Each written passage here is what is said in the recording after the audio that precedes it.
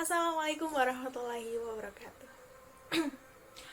Pernahkah teman-teman melihat orang-orang di sekitar teman-teman, baik keluarga maupun sahabat atau ya orang lain di sekitar teman-teman itu ngomong sendiri?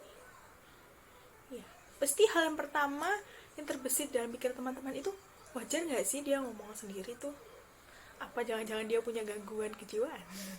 Ya kan biasanya kita tuh mendeskripsikan orang-orang yang punya gangguan kejiwaan itu kan entah dia suka ngomong sendiri, ketawa-ketawa sendiri gitu kan ya. Sama halnya seperti saya juga punya pengalaman menarik, tapi ini bukan terkait diri saya sendiri tapi terkait ayah saya. Jadi ayah saya itu setiap beliau memiliki permasalahan, baik permasalahan pekerjaan dengan teman ataupun permasalahan lain yang rasanya tuh beliau itu tidak bisa ceritakan dengan orang lain, dia tuh selalu ngomong sendiri. Iya, ngomong sendiri depan kaca, depan cermin kamar ataupun di ruang tamu yang kosong gitu. Dan saya tuh dari kecil itu selalu melihat gitu loh, saya tuh ngomong sendiri gitu. Ya, hal pertama yang terbesit dalam pikiran saya, kenapa kok ngomong sendiri, kenapa nggak cerita ke orang lain gitu kan.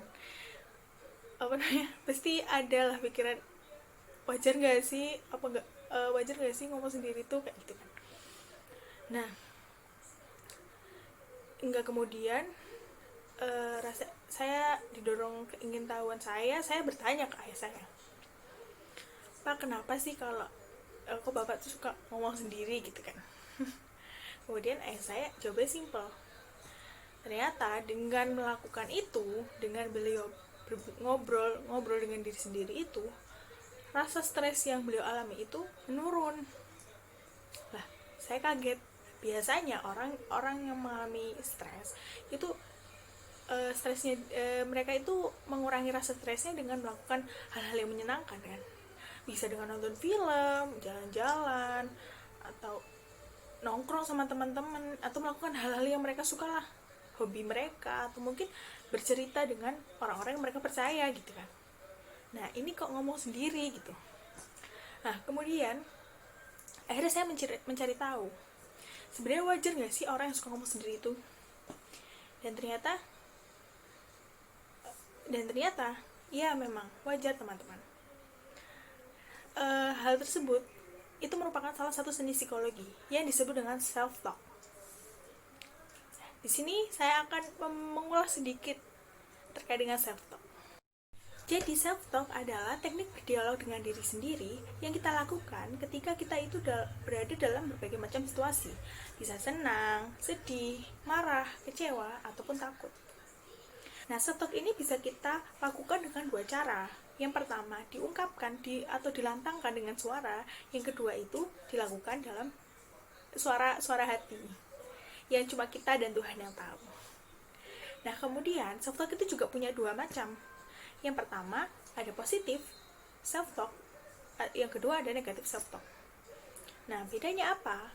Positif self talk adalah ungkapan-ungkapan yang kita sampaikan ke diri sendiri itu ungkapan-ungkapan yang baik gitu, yang memotivasi, membangun, sifatnya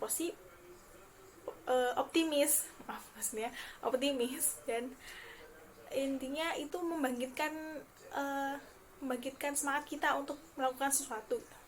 Dan sebaliknya, negatif self talk adalah ungkapan-ungkapan negatif yang kita ucapkan, yang kita tanamkan ke diri sendiri, yang nantinya itu akan menurunkan motivasi kita, sifatnya juga pesimis, dan ya bertentangan dengan positive self talk. Nah, untuk itu kita itu perlu untuk menghindari melakukan negatif self talk.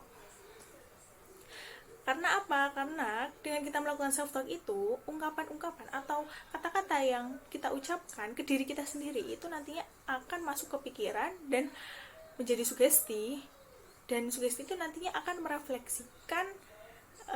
terefleksi dengan tindakan yang kita perbuat, teman-teman.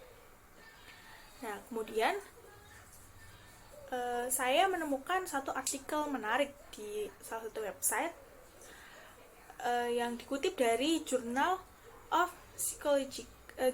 of Personality and Social Psychological. yang menyatakan bahwa positive self-talk itu punya 5 manfaat. Apa saja? Yang pertama adalah membantu diri sendiri berdamai dengan situasi. Ya, benar teman-teman. Dengan kita melakukan positive self-talk itu kita akan dapat memahami situasi yang sedang kita alami.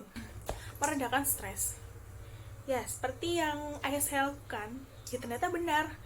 Dengan kita melakukan positive self-talk, kita selalu memotivasi diri sendiri. Kita ngomong ke diri sendiri hal-hal yang baik, hal-hal yang positif, hal-hal yang sifatnya membangun. Itu tentu stres-stres yang kita alami, baik itu stres dari, misalnya kita mahasiswa ya, stres dari berbagai macam tugas, stres nilai ujian yang gak memuaskan, kemudian kita tuh meredakannya dengan gak apa-apa, masih banyak kesempatan lain, masih banyak hal lain yang bisa kamu lakukan gitu kan. Kemudian lama-lama stres itu juga akan menurun gitu loh, gak terus-menerus kita terjebak dalam situasi yang tidak kita inginkan. Para atlet, para penyanyi yang akan bertanding, dan juga para public figure yang akan tampil di depan umum itu selalu melakukan positive self-talk. Mereka melakukan hal tersebut untuk meningkatkan performa diri mereka sebelum mereka tuh tampil di hadapan banyak orang gitu. Selain itu, positive self-talk ini juga mereka lakukan untuk meredakan rasa deg-degan atau rasa cemas mereka gitu. Nah, teman-teman ini juga bisa melakukan hal tersebut ketika teman-teman akan mengikuti lomba, kemudian akan berbicara di depan banyak orang. Nah, dengan melakukan self-talk positif ini tuh bisa menenangkan diri teman-teman dan juga rasa performa diri teman-teman itu semakin meningkat. Kemudian yang keempat adalah menjadi pribadi yang positive vibes only. Jadi orang-orang yang sering melakukan positive self-talk itu akan melihat segala sesuatu itu dari sudut pandang positif. Contohnya, ada corona. Nah, corona ini kan bagi banyak orang tentu menjadi sebuah bencana ataupun hal yang sangat menyedihkan. Nah, tapi orang yang memiliki positive self-talk itu akan melihat corona ini tidak hanya menjadi bencana, tapi juga jadi berkah. Karena dengan hadirnya pandemi ini, kita bisa lebih dekat dengan keluarga. Kemudian kita bisa meningkatkan skill-skill yang sebelumnya belum kita punya. Kemudian yang terakhir adalah self-talk ini ada sebagai upaya kita untuk melakukan self-reflection. Nah, dengan kita berdialog dengan diri kita sendiri, tentunya kita akan lebih memahami siapa itu diri kita, kelebihan apa yang kita miliki, kekurangan apa yang kita miliki. Nah, kemudian kita dapat melakukan evaluasi diri dengan kekurangan tersebut, apa yang perlu saya perbaiki, dan dengan kelebihan itu, kelebihan yang saya miliki itu apa yang perlu ditingkatkan lagi seperti itu. Nah, selain itu kita juga dapat lebih fokus untuk menilik atau melihat sisi baik yang kita miliki gitu loh. Terkadang seseorang itu hanya terfokus dengan sisi buruk yang dimiliki. Misalnya saya sendiri juga terkadang seperti itu. Saya itu selalu melihat hal-hal hal-hal negatif yang saya punya daripada hal-hal positif yang saya punya. Nah, hal tersebut yang tentunya akan justru menjatuhkan diri saya sendiri gitu. Nah, dengan melakukan self-talk ini kita dapat lebih banyak memahami kelebihan-kelebihan apa yang kita punya. Kemudian kita dapat lebih menghargai diri kita sendiri gitu, dan menyayangi diri kita sendiri.